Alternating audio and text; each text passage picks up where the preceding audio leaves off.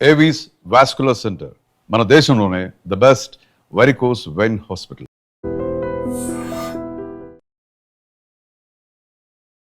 YouTuber Vaishnavi హత్య కేసుకు సంబంధించి భర్త హరిబాబు ఆరోగ్యం క్షీణించింది.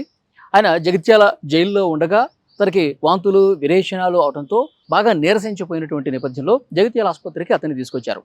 సో ట్రీట్మెంట్ జరుగుతున్నప్పుడు హరిబాబు కొన్ని షాకింగ్ మాటలు మాట్లాడిన పరిస్థితి ఉంది.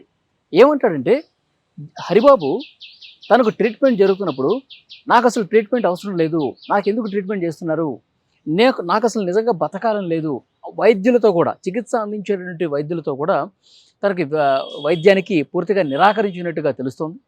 నాకు అసలు వైద్యం వద్దు, నాకు చచ్చిపోవాలని ఉంది, నేను వైష్ణవిని చాలా దారుణంగా చంపేశాను, ఏదో క్షణికావేశంలో అసలు ఆ కోపంలో ఏం జరిగిందో నాకే అర్థం కాలేదు, ఇప్పుడు నేను బయటకు వస్తే నన్ను చంపడానికి అన్నలు సిద్ధంగా ఉంటారు, నాకు నిజంగా అసలు బతకాలని కూడా లేదు, ఎందుకు నాకు ట్రీట్మెంట్ చేస్తూ ఉన్నారు, ఎందుకు నాకు ఇప్పుడు ఈ చికిత్స అందించి నన్ను ఎందుకు బతికించాలనుకుంటున్నారు, నాకు అసలు బతకాలని లేదు, నేను అన్నం కూడా తినను, నేను మంచినీళ్ళు కూడా తాగను. ఇతను సరిగా మంచినీళ్ళు కూడా తాగకపోవటం వల్ల డీహైడ్రేషన్కి గురయ్యాడు. మరోవైపు వాంతులు విరేచనాలు కూడా అయినటువంటి పరిస్థితుంది.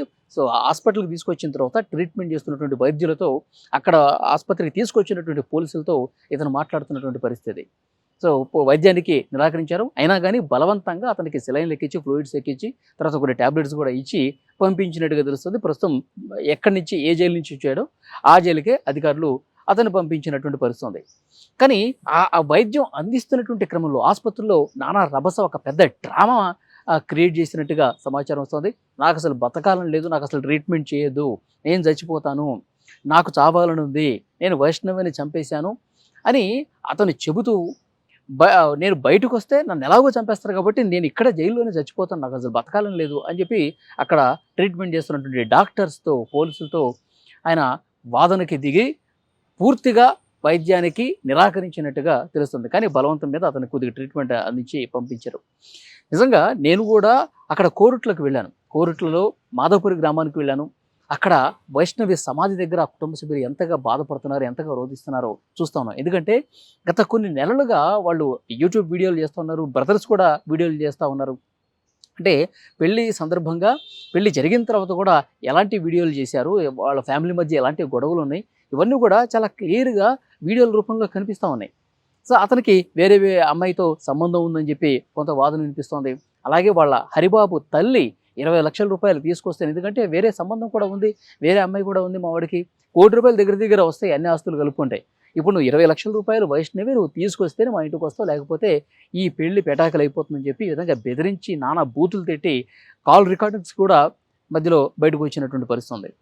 ఇప్పుడు ఈ ఆసుపత్రిలో జరుగుతున్నటువంటి ఈ వ్యవహారం చూసిన తర్వాత అన్నలు దీని మీద కూడా రియాక్ట్ అయ్యారు.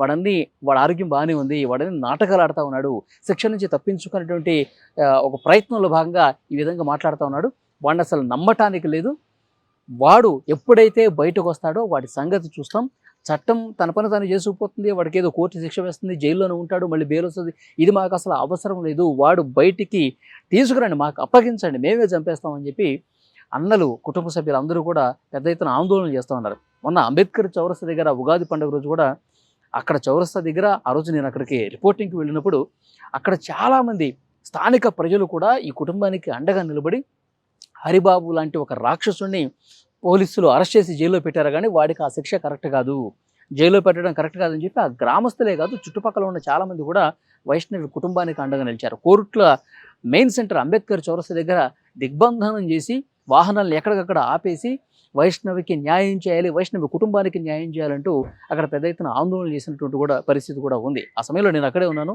వాళ్ళ అభిప్రాయాలు కూడా తీసుకున్నా. ఆ తర్వాత వైష్ణవి సమాధి దగ్గర అన్న ఏ విధంగా రోధించాడో మనకు తెలుసు. ఎందుకంటే చిన్నప్పటి నుంచి మొన్న పెళ్లి చేసి ఆ కార్యక్రమం చేసే వరకు కూడా వాళ్ళు ఎంత బాండింగ్ పెంచుకున్నారో. సొంత అన్న అయితే నిజంగా సమాధి మీద పడుకొని ఇక నా వైష్ణవి లేదు, నా చెల్లి నాకు లేదు, నా చెల్లి దూరం ఏంటంటే అసలు నేను నమ్మలేకపోతున్నాను, చెల్లి నువ్వు అసలు మమ్మల్ని వదిలేసి ఎట్లా వెళ్ళిపోయావరా, ఆ దుర్మార్గుడు ఇంత దారుణం చేస్తాడని అసలు అనుకోలేదు, నేను మంచిగా చూసుకుంటాడు, నీ మీద ప్రేమ ఉందని చెప్పి మేము పెళ్లి చేస్తే ఇంకా పెళ్ళి సంవత్సరం కూడా కాకముందే 8 నెలలకే నీ కడుపులో 4 నెలల బిడ్డ ఉండగానే ఇంత దారుణంగా వాడు చంపేస్తాడని చెప్పి అసలు నిజంగా వాళ్ళు కన్నీళ్లు పెట్టుకుంటూ సమాధి మీద పడుకుని వాళ్ళు కనీసం అన్నపానీయాలు లేకుండా కనీసం వాటర్ కూడా తాగకుండా వాళ్ళు అంతా రోధిస్తూ ఉన్నారు. రోజులు గడుస్తున్న కొద్దీ ఇంకా వాళ్ళ బాధ ఎక్కువ అవుతుంది కానీ ఎక్కడ తగ్గినటువంటి పరిస్థితి. అంటే ఒక చెల్లెల మీద అన్నలు ఎంత ప్రేమ పెంచుకున్నారు, చెల్లెలు జీవితం బాగుండాలని చెప్పి ఎంత బలంగా కోరుకున్నారు. కానీ ఆల్ ఆఫ్ సడన్ ఒక్కసారిగా ఈ విధంగా కావడంతో